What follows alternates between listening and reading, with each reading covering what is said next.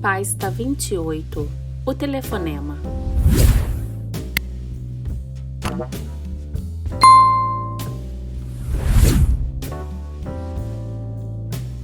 Em meio a tantas baganas e papéis amassados e jogados no chão do quarto de Scott e seu enfadonho trabalho, naquele início de tarde, ele ouviu a porta da sala chamar, como de costume, naqueles dias corridos.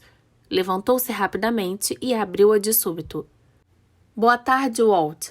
— O que houve, seu Jovino? — Hoje tem a nossa. Não é isso, disse ele cortando. — Tem um telefonema para o senhor dos oficiais de polícia. E subiram às pressas ao apartamento de Jovino de porta física. Walt o seguiu, pegou o aparelho pesado e atendeu curioso, falando rapidamente. — Walt Scott? — Senhor Walt, aqui é o inspetor de polícia Leroy. Tudo bem? — Sim, senhor. O que deseja?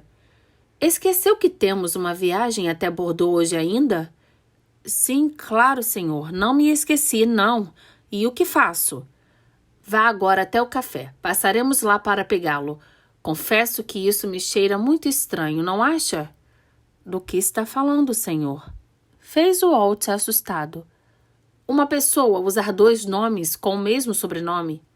Disse o oficial. Claro, se fosse uma artista até que seria aceitável, mas uma pessoa normal? Nem tanto, não é? Observou Walt. Sim, claro. Concordou o inspetor. Mas como faremos isso se nem sabemos se a encontraremos em casa? Perguntou Walt em voz tremolicosa. Não se preocupe. Pegue seu material e nos espere lá, no Café Nice.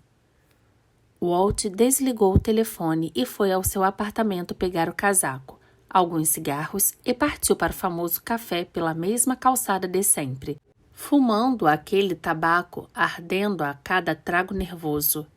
Era ela. Era a fã, muito mais misteriosa do que ele imaginava ser. Pasta 29. Entre 2 suspeitos. Walt atravessou a alameda molhada da chuva fina, completamente desconfiado e totalmente amedrontado. Observou os lados da rua ao caminhar e não havia nenhuma alma viva para o salvar do caso de homicídio. Teve por alguns segundos vontade de não atender aquele comando dos oficiais e dar meia volta em passos rápidos ao apartamento e ficar lá, pensando na vida. Mas continuou, contra seus instintos apavorados, e ao chegar examinou o café de cima a baixo, antes de atravessar a rua e nada de anormal se via. Mas havia um homem que beirou a porta repentinamente, saindo do nada.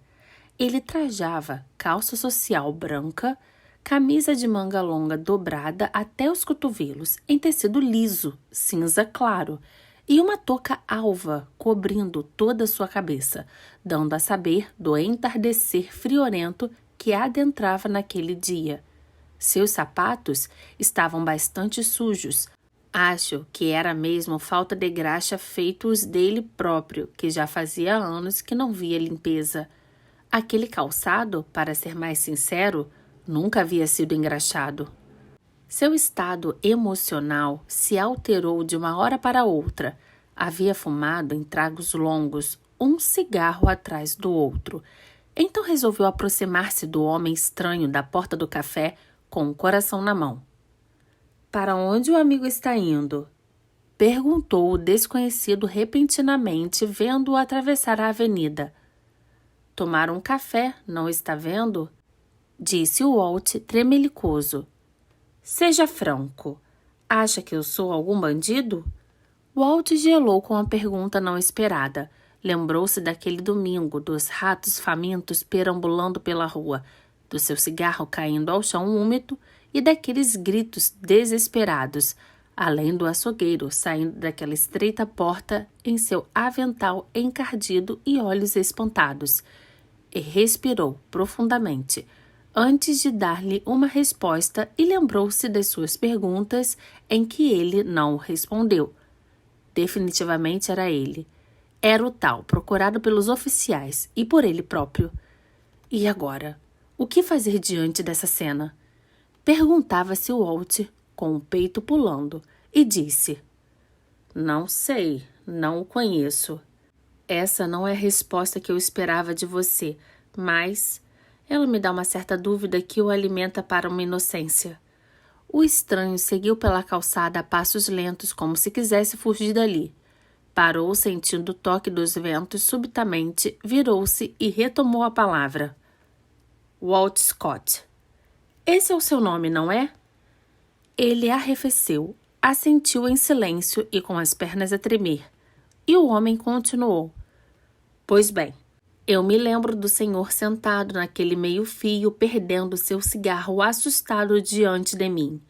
Eu também me assustei com os gritos de pavor, se é que não percebeu naquela manhã.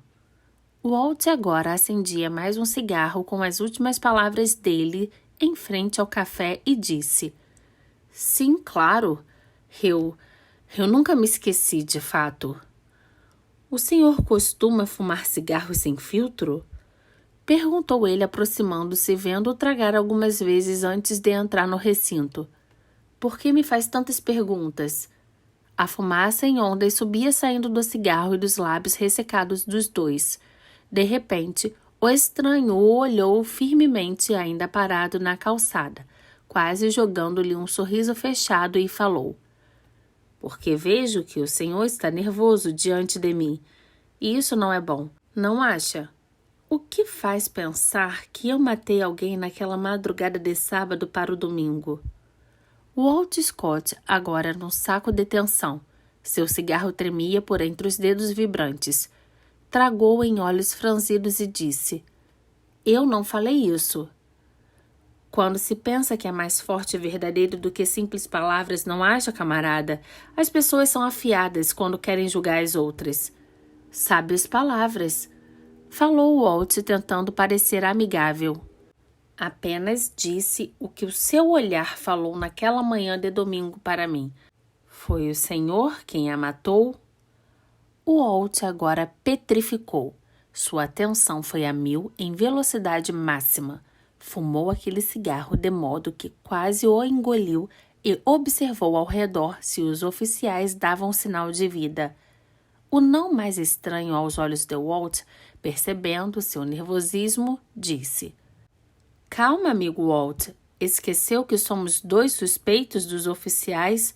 O que o leva a pensar que sua posição como escrevente deles faz de você alguma coisa diante do caso, a não ser mais um suspeito como eu, não é mesmo?